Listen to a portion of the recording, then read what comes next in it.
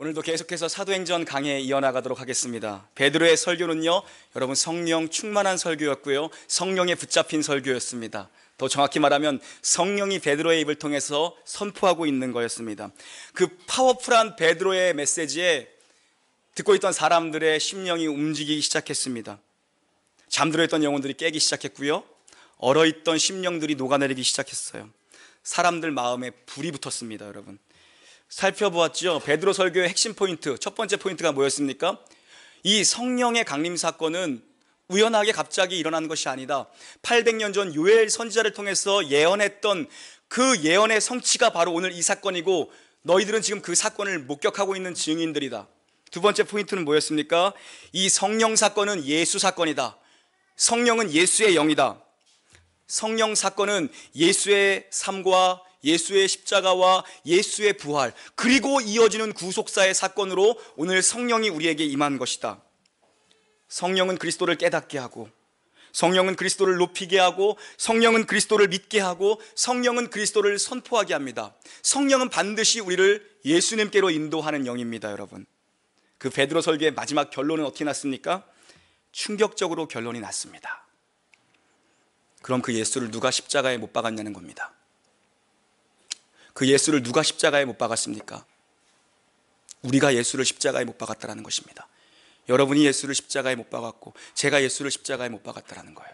물리적으로 우리가 예수님을 못 박지 않았을 것입니다. 우리 중에 누가 예수를 십자가에 못 박았겠습니까? 그러나 이 성령은 우리가 로마 군병들의 손을 빌려 십자가에 예수를 못 박았다라고 말합니다. 대제사장과 서기관과 바리새인들의 음모를 빌려 우리가 예수를 십자가에 못 박은 자들이라고 얘기합니다. 성령은 우리에게 그것을 깨닫게 합니다. 내가 예수를 십자가에 못 박은 죄인이구나. 그런데 하나님이 그 예수를 죽은 자 가운데서 다시 살리셨다는 것입니다. 하나님께서 권능의 오른편으로 예수를 살리셔서 하나님 보좌 우편에 앉히셨다는 것입니다. 너희가 못 박은 그 예수를 너희의 주요, 그리고 너희의 구세주가 되게 하셨다는 것입니다. 그러니 이제라도 늦지 않았으니 회개하고 돌이켜 예수의 이름을 믿으라는 것입니다. 그것이 베드로 설교의 결론이었어요. 회개하고 돌이켜 예수를 믿으라. 그것이 결론입니다. 그러면 너희가 죄 사함을 받을 것이다. 이 설교 한편에 사람들이 가슴을 찢습니다. 마음을 찢습니다. 우리가 어이할꼬, 우리가 어찌할꼬. 그들의 마음이 찔려 회개하기 시작합니다. 여러분, 하나님의 말씀은 살아있습니다. 하나님의 말씀은 운동력이 있습니다. 하나님의 말씀은 좌우의 날선 어떤 검보다도 예리합니다. 우리의 말씀이 선포될 때 우리의 죄악된 암덩어리들을 도려냅니다. 우리의 영혼과 관절과 골수를 쪼개는 능력이 하나님의 말씀에 있다는 것입니다. 저는 여러분이요, 말씀을 판단하지 않기를 바라요. 말씀이 여러분을 판단해야 합니다. 말씀이 여러분을 장악해야 됩니다. 설교는 설명이 아닙니다. 설교는 여러분의 지적인 동의를 얻어내는 것도 아닙니다. 설교는 하나님의 말씀을 가감없이 선포하는 것입니다. 여러분이 말씀을 들을 때 한계를 정해놓고 듣지 마십시오. 여러분이 순종할 때 순종의 한계를 정해놓고 순종하지 마십시오. 말씀이 된다고 하면 되는 것입니다. 말씀이 믿으라고 하면 믿으면 되는 것입니다. 말씀이 그렇다고 하면 그런 것입니다. 이날 베드로 설교 한 편이 여러분 3,000명이 나가떨어졌어요. 회개했습니다. 세례를 받았습니다. 예수를 구주로 영접합니다. 성령이 역사하니까요, 120명이 하루아침에 3,000명이 되는 역사가 일어났습니다. 그리고 그 3,000명이 5,000명이 됩니다. 그리고 그 다음은 숫자를 헤아리지 않습니다. 이제 더 이상 숫자가 의미가 없는 거죠. 성령 충만한 공동체에는 이런 역사가 일어나는 거예요. 상상을 초월하는 영적인 활력과 영적인 에너지와 번식과 증가가 일어나게 되어 있습니다. 그런데 중요한 것은 뭐죠? 숫자가 많아진 게 중요하지 않습니다. 여러분, 세례를 받고 구주를 영접한 초대교회 성도들의 삶이 충격이었다는 것입니다. 오늘 우리가 그거 살펴볼 거예요. 베드로 설교, 요엘의 예언의 성취다, 성령은 그리스도의 영이다, 그러니 예수를 믿어라, 그 말을 듣고 회개한 세례받은 초대교회 성도들의 삶이 어떻게 변했는가, 그게 진짜 충격이었습니다. 그게 베드로 설교의 열매였다는 것입니다. 놀라운 충격은 그들이 변화된 삶이 정말 놀랍게 충격적인 삶으로 변했다는 것이죠. 오늘 본문에서 역사 속에 처음 출현한 이 교회 공동체의 모습, 그 모습을 우리는 목격하게 됩니다. 성령 받은 교회는 어떻게 변하는가, 성령 받은 성도들은 어떻게 변화된 삶을 살 수 있는가, 그들의 일상을 보여주고 있어요. 그 교회의 모습을 그대로 보여주고 있습니다. 42절 함께 봉독합니다. 42절 시작. 그들이 사도의 가르침을 받아서 떡을 떼며 오로지 기도하기를 힘쓰리라. 아멘. 여러분, 초대교회 공동체는요, 말씀 위에 세워진 교회입니다. 우리 교육받으신 분들 다 알죠? 우리 교회는 두 가지 기둥이 있습니다. 진리의 말씀과 성령의 능력입니다. 우리 교회의 모토입니다. 그들은 말씀을 사모했어요. 그들은 성도들에게 말씀을 가르쳐줬습니다. 사도들이요, 사도들을 찾아와 말씀을 배우길 원했다고요. 갈급함이 있었습니다. 말씀의 핵심은 뭐였습니까? 사도들의 설교의 핵심은 뭐였어요? 언제나 예수 그리스도의 복음이었습니다. 예수가 우리의 구주다, 예수가 주님이시다, 이것이 언제나 핵심 메시지였습니다. 여러분, 교회란 뭐 하는 것입니까? 예수 이름 선포하는 것입니다. 예수 이름 가르치는 것입니다. 예수 이름의 능력 선포하는 것입니다. 예수 이름이 교회의 생명의 젖줄이고 교회의 파워 엔진입니다. 터보 엔진이에요. 예수의 이름을 바르게 전하고 바르게 선포하는 교회가 진정한 교회입니다. 그 교회가 건강한 교회입니다. 여러분, 시대가 바뀌고 세대가 아무리 변해도 예수의 이름은 변하지 않는 진리입니다. 세상은 말씀의 타협을 요구합니다. 강단의 설교자들을 유혹합니다. 우리를 교묘하게 포장해서 공격합니다. 종교 다원주의로, 동성애로, 기복신앙으로, 성공주의로 강단을 유혹합니다. 그러나 진리의 말씀은 여러분, 시대 트렌드를 따라가지 않습니다. 진리의 말씀은 뚝배기와 같은 그 말씀 그대로 선포하는 것입니다. 사람을 비맞추기 위해서 적당히 복음의 물을 타기 시작하면 다 같이 망하는 거예요.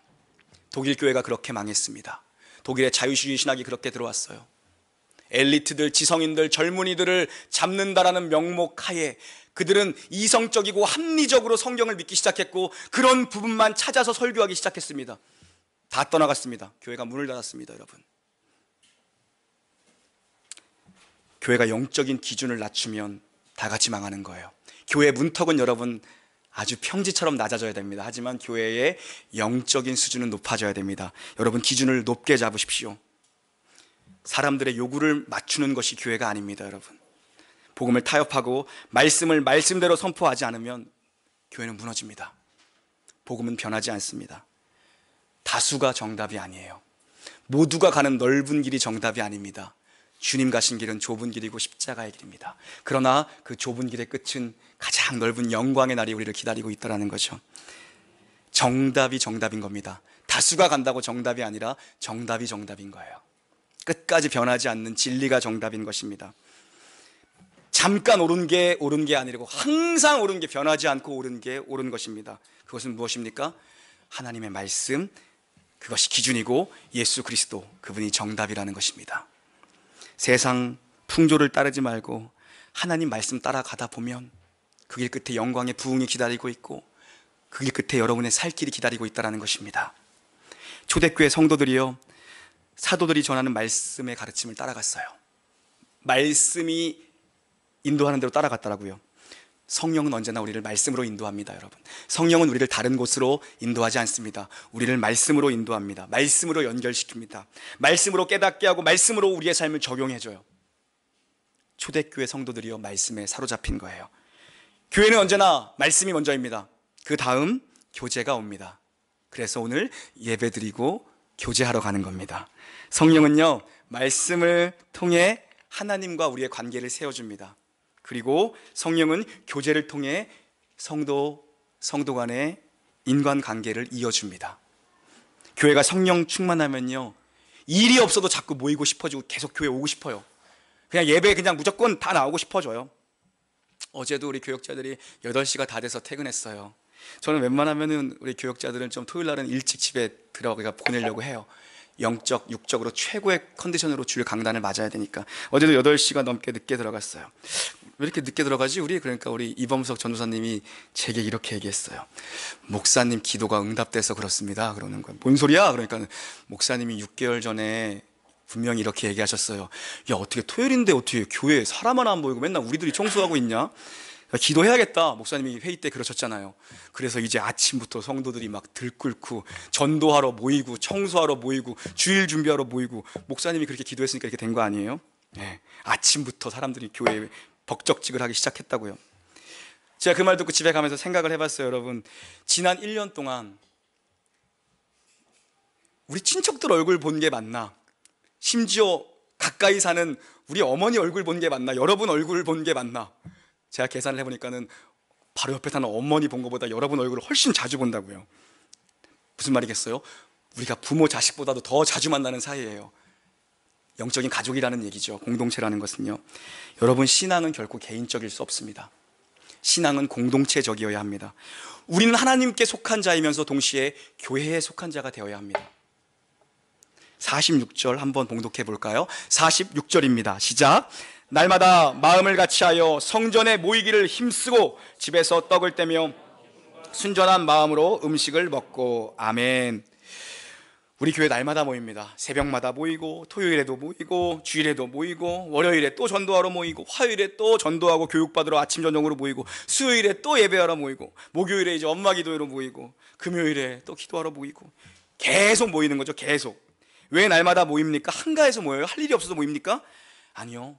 모이는 것은 성도의 본능이고요. 성령은 우리를 하나 되게 하고 우리를 연결하고 우리를 모이게 합니다.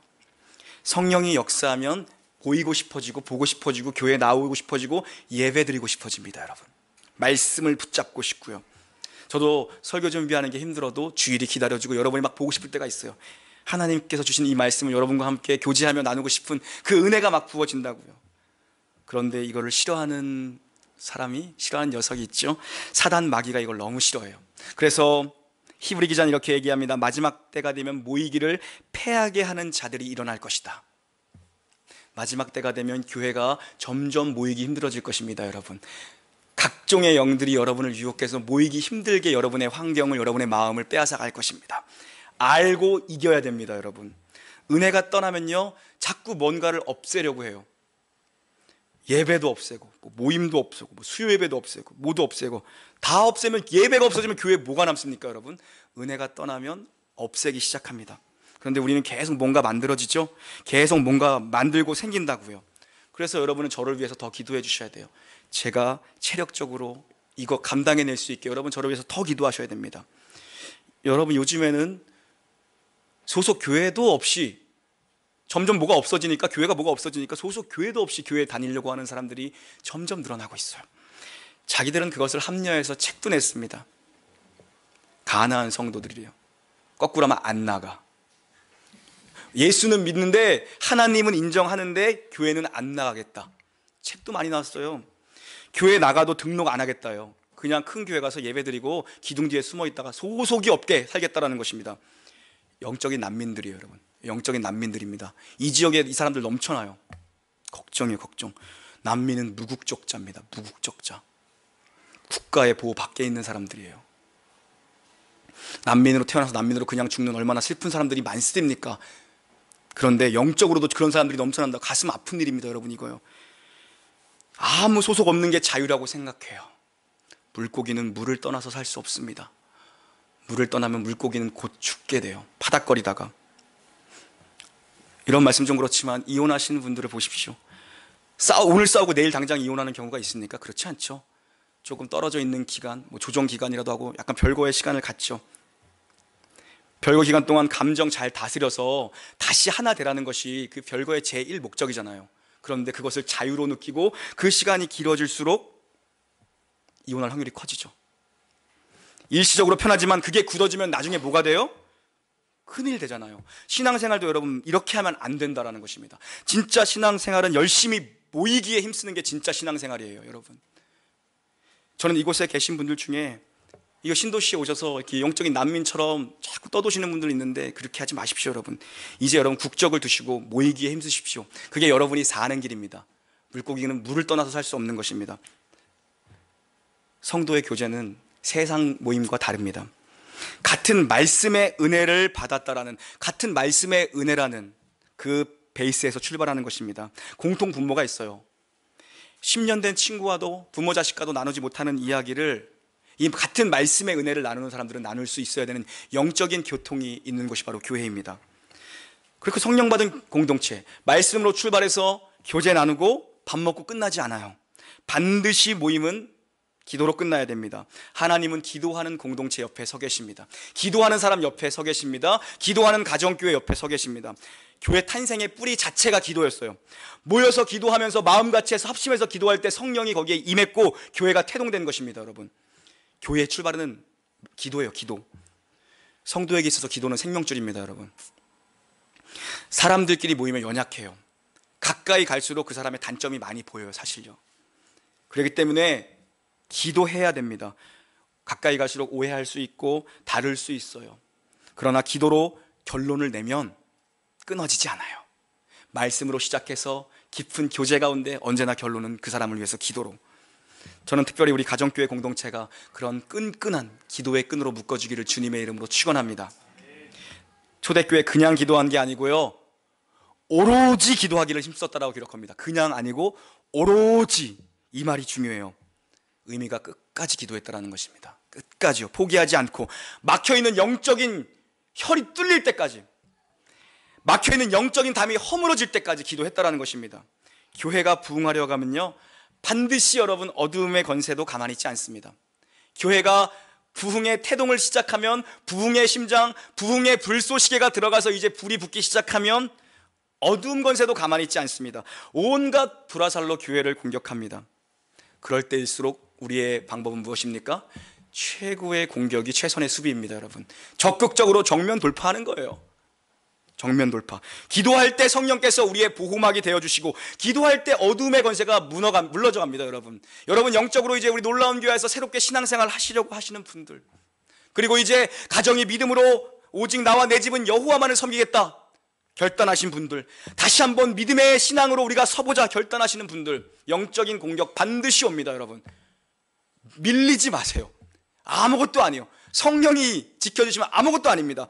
정면 돌파, 전공법으로 그냥 기도하시면 됩니다. 기도하면요, 이단도 왔다가 도망가요. 하나님의 말씀을 딱 들어보고 이단이 더 잘해요. 여긴 진리다, 진리의 말씀이다, 못 뚫겠다, 도망간다고요. 여러분 모여서 기도하는 거 보면 왔다가 도망가요. 여러분, 죽은 것은 공격받지 않습니다. 생명이 있는 것이 공격받습니다. 여러분, 생명이 있기 때문에 공격도 있습니다. 아시고 여러분, 우리 교회의 부흥의 태동이 시작됐죠? 여러분, 더 적극적으로 기도하기에 힘쓰시기를 바랍니다. 그래서 여러분, 기도의 용사들이 교회 각 곳곳에서 일어나야 합니다. 우리는 연약합니다. 그러나 성령은 가나고 하나님은 불가능한 게 없습니다. 여러분, 안 되는 일 하나님이 역사하면 된다는 것입니다. 기도하기를 멈추지 않으면 성령께서 계속해서 부흥의 역사를 주도해 나가십니다. 인간적으로 별 힘을 다 써보십시오. 안 됩니다. 그런데 성령께서 기도로 막힌 혈관을 뚫어버리면 물 붓듯이 부어지는 거예요. 여러분, 온몸에 공급이, 혈관에 공급이 되는 것처럼 온몸이 건강하게 자라게 되어 있습니다. 말씀과 기도로 우리 교회 안의 모든 교제가, 모든 사역들이 영적으로 질서 있게, 영적으로 정결하게 되기를 주님의 이름으로 축원합니다. 43절 봉독합니다. 시작. 사람마다, 아멘. 세상 사람들이 교회를 두려워했습니다. 사람마다 두려워했는데 하나님이 홍해를 가르셨다라는 것을 들었습니다. 하나님이 요단물을 마르게 하셨다라는 걸 들었을 때에 가나안 7족속의 마음에 간담이 녹았습니다. 세상이 교회를 두려워했습니다. 초대교회는요, 건물이 없었습니다. 조직도 없었습니다. 은도 없었습니다. 금도 없었습니다. 하지만 그들은 성령을 소유했습니다.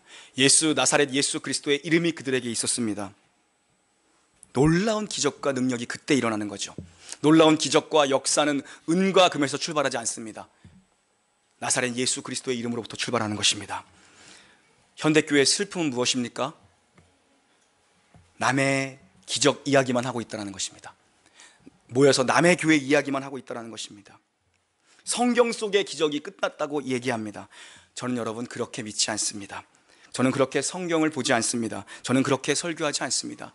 하나님의 역사는 2000년 전이나 지금이나 동일하게 역사합니다. 하나님의 역사는 지금도 우리 가운데 얼마든지 놀라운 능력으로 임하십니다. 지난 주일에 우리 새가족 교육을 하는데 자기가 경험한, 우리 교회의 큰 모토가 2개잖아요. 진리의 말씀과 성령의 능력. 성령의 능력에 대한 이야기를 하는데 한 청년이 얘기합니다. 자기가 걸어온 인생을 이야기하는데 하나님께서 자기가 이제 성인이 되니까 자기가 걸어온 인생을 말씀 한 절 한 절을 다 보여주시면서 인생 때마다 있었던 일들을 말씀으로 해석해 주시더라는 거예요. 또 한 집사님께서는 얘기하는 거예요. 병이 들어서 병원에 누워있어서 죽을 것 같은데 목사님이 찾아오시더니 새벽기도 한 번만 나와라, 딱 한 번만 나와라. 병든 몸을 이끌고 가셨대요. 예배당 들어가서 앉는 순간 하늘에서 불이 떨어졌대요. 자기 심령에. 경험하신 분들 있죠, 그거. 불이 떨어졌대요. 병원 갔더니 지병이 없어졌대요. 의사가 물어보더래요. 어떻게 된 거냐고. 그래서 제가 하나님 믿는 사람인데요, 기도하다가 갑자기 이게 나은 걸 제가 믿었어요. 이런 일이 일어난다라는 것입니다. 여러분, 기적을 이야기하는 사람이 아니라 기적을 체험하고 전하는 사람이 되기를 바랍니다. 기적의 구경꾼이 아니라 기적의 주인공 되기를 바랍니다. 우리 교회 수많은 기도의 응답들이 넘치기를 주님의 이름으로 축원합니다. 44절 45절 봉독합니다. 시작. 믿는 사람이 다 함께 있어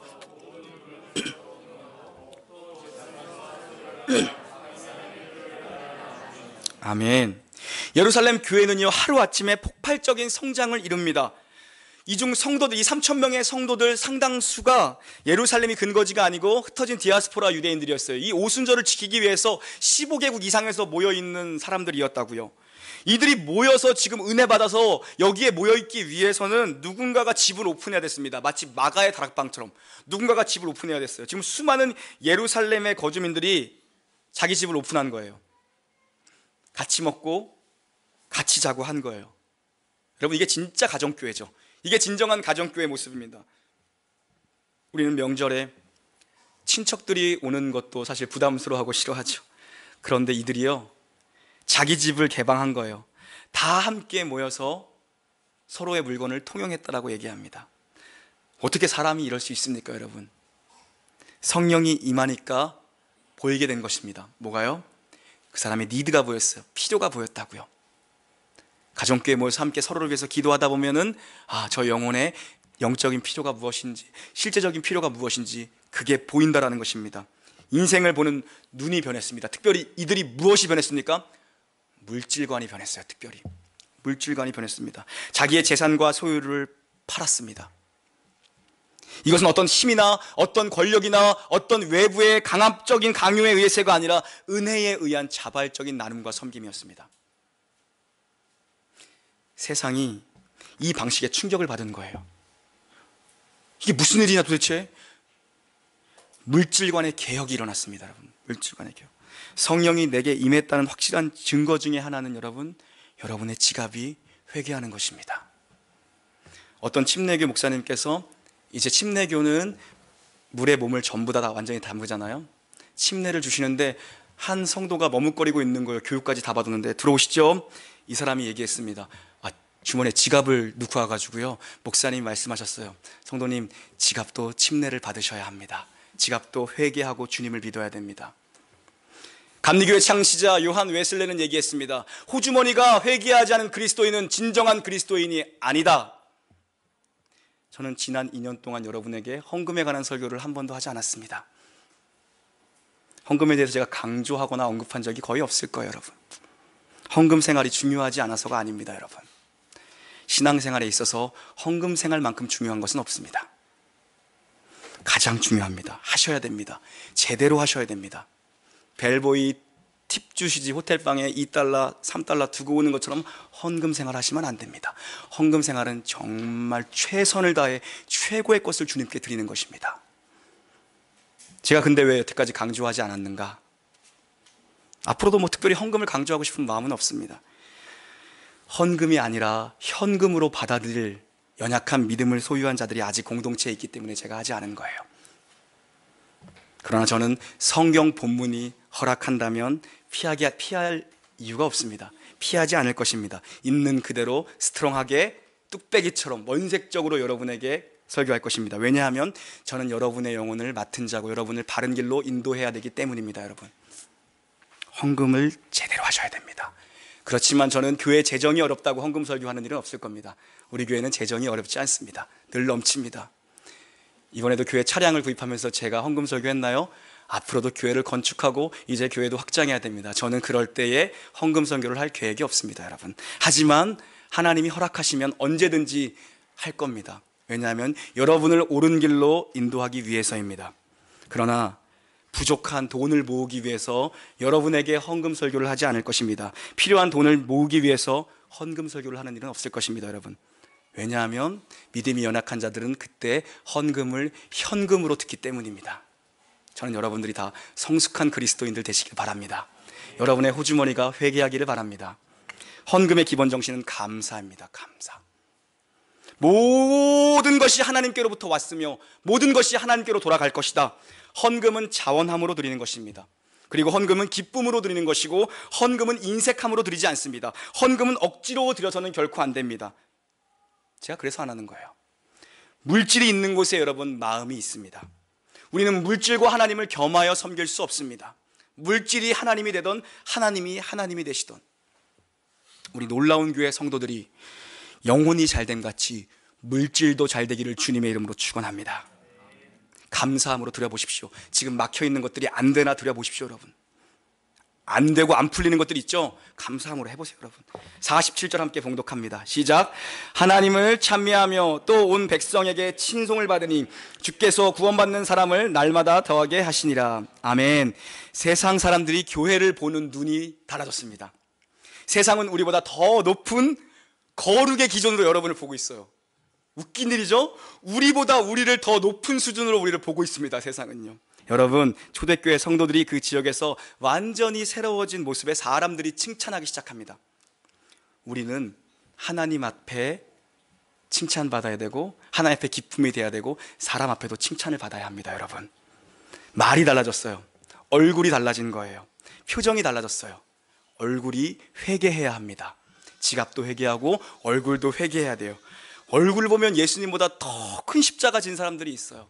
여러분, 예수 믿는 사람들, 예배드리고 돌아가는 여러분의 얼굴은 회개하고 웃음과 기쁨과 평안을 찾아가는 얼굴이 되셔야 합니다. 저는 여러분의 삶을 보고 아파트 주민들이 우리 놀라운 교회로 걸어 나오는 놀라운 역사가 있기를 바랍니다. 목사는 세상을 변화시키지 못합니다. 여러분이 세상을 변화시킵니다. 여러분, 히딩크 감독은 축구 잘 못할 거예요. 그러나 필드에서 뛰고 있는 기성용은 축구 잘하잖아요. 하나님이 놀라운 교회를 통해 이 지역에 영적인 판도를 바꾸실 줄로 믿습니다. 이런 교회를 사람들이 왜 안 두려워해요? 두려워한다고요. 존경한다고, 존중한다고, 칭찬한다고요. 왜 안 궁금해요? 한번 가봐야겠다. 저기는 진짜 뭔지 한번 가보기라도 해보자. 사람들이 몰려오죠. 하나님이 이런 교회를 왜 안 사용하시겠습니까? 구원받는 자의 수를 날마다 더하게 하셨다. 더하게 우리가 한 게 아니에요. 초대교회 성도들이 더하게 한 게 아니라 하나님이 부어주셨다는 얘기입니다. 하나님이 갖다 보내주신 거예요, 여러분. 여러분, 강남에 가면 도쿄 베이커리 있어요. 유명합니다. 파리바게트와 비교가 안 되는 매출입니다, 여러분. 손바닥만한 주택가에 있는 작은 맛집이에요. 사람들이 빵 나오는 시간에 줄을 서서 먹어요. 그 손바닥만한 도쿄 베이커리예요, 여러분요. 매출이 하루에 900이래요. 하루에 빵집 매출이 하루에 900. 손바닥만한 데에서 뭡니까? 사람들이 몰려드는 거예요. 빵이 맛있으니까. 무슨 말입니까, 여러분? 하나님의 은혜가 있는 곳에 사람들은 몰려오게 되어 있습니다. 하나님의 꿀송이 말씀이 선포되면 벌들은 모여들게 되어 있다는 것입니다. 구원받는 자의 사람 수를 하나님께서 늘려주시는 거예요. 우리가 늘리는 게 아니라 우리가 안간힘을 써보십시오. 되나? 안 됩니다. 하나님이 붙여주시는 거죠. 교회가 말씀과 기도로 단단해지면, 성도들이 지사 충성 순종하면, 성숙해지면 양적인 성장은 하나님께서 책임지시는 겁니다. 주께서 날마다 더하게 하시는 거예요. 교회가 건강하면 성장은 따라옵니다. 그런데 문제는 뭐죠? 비만이 걸리지 않도록 주의하셔야 돼요. 교회가 건강하면 균형 잡힌 식사를 하게 되면 건강하게 성장합니다. 그런데 비만이 걸리면 비대해지면 안 됩니다, 여러분. 그러면 건강을 잃어버릴 수도 있습니다. 균형 잡힌 영양소를 골고루 섭취하면 몸은 건강하게 자랍니다. 영적인 은혜가 충만하면 하나님께서 사람들을 붙여주시죠. 모든 세대가 함께 부흥하는 것입니다. 균형 잡히게. 그게 건강한 거죠. 주일학교 아이들, 우리 지난주 설교식은 뭐죠? 자녀들, 그리고 젊은이들, 그리고 늙은이들. 이 늙은이들은 말할 때마다 표현이 죄송스러워. 어르신들이라고 표현할게요.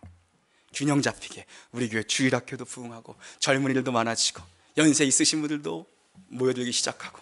여러분, 자녀 세대, 우리 젊은이 세대, 아비 세대가 함께 자라야 돼요. 제가 마음이 아픈 거는 이 신도시에, 이 젊은 도시에 아이들 손주들 봐주러 오신 분들 많아요. 그런데 그분들이 여기저기 다 젊은 사람들만 있고, 예전 전통교회 다니시다가 젊은 교회 오니까는 잘 적응 못하시고 어려워하시는 분들 많이 있어요. 마음이 아픕니다. 저는 우리 놀라운 교회가 그런 분들을 잘 섬기고 믿음의 어른들로 잘 세울 수 있는 교회가 되기를 주님의 이름으로 축원합니다. 부흥은 하나님의 선물이에요. 인간의 힘으로 되지 않습니다. 하나님의 선물입니다. 하나님이 교회에 주신, 다른 말로 하면 부흥은 힘입니다.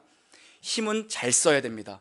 잘못 쓰면 무기가 되고 폭력이 됩니다. 여러분, 하나님의 꿈을 이루기 위해서, 하나님의 비전을 이루기 위해서 그 힘은 사용되어져야 됩니다. 하나님의 꿈이 무엇입니까? 너희에게 권능이 임하면, 성령이 임하면 권능을 받고 예루살렘과 유대와 사마리아와 온 땅끝까지 가서 복음의 증인이 되는 것, 그게 하나님의 크고 원대하신 하나님의 꿈이라는 것입니다. 그 꿈을 이루기 위해서 부흥이 사용되어져야 되는 거예요. 마지막으로 여러분이 도전하겠습니다. 우리는 참 더럽고 부족하고 추악합니다. 제가 그렇습니다. 저는 죄인입니다. 그러나 제 안에 계시는, 여러분 안에 계시는 성령의 도우심으로 우리는 축복의 공동체, 성령의 교회를 갖게 되었습니다. 성령은요, 오합지졸의 병사들을 영적인 군대로, 용사로 만듭니다. 성령은 핵심이 뭔가를 분명하게 보여줍니다. 핵심을 붙잡게 합니다. 성령은 영적인 무기력증에서 충만한 생명으로 우리를 변화시킵니다. 성령은 식어진 가슴에 불같은 에너지를 던져줍니다. 성령은 기꺼이 우리에게 즐거운 희생을 선택하게 합니다. 자발적인 순종을 하게 합니다. 성령은 지사 충성 순종하게 합니다. 성령은 남을 위한 나눔과 섬김을 즐거이 감당하게 합니다. 성령은 물질관의 변화를 가져옵니다. 성령은 우리의 지식과 감정과 의지의 변화를 가지고 옵니다. 우리를 변하여 새 사람이 되게 하죠. 성령의 사람이 된 여러분을 통해 날로 구원받는 하나님의 백성이 도처에서 모여들기를 주님의 이름으로 간절히 축원합니다. 아멘.